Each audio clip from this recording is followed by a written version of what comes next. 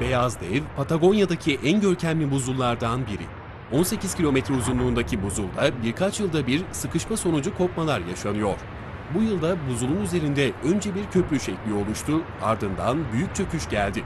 Çöküşün sinyalleri Şubat ayında gelmişti. O anı kaçırmak istemeyen turistler bölgeye akın etti. Buzulun çöküşünü 4000'den fazla turist izledi. Beyaz Dev buzulundan en son büyük kopma 4 yıl önce meydana gelmişti.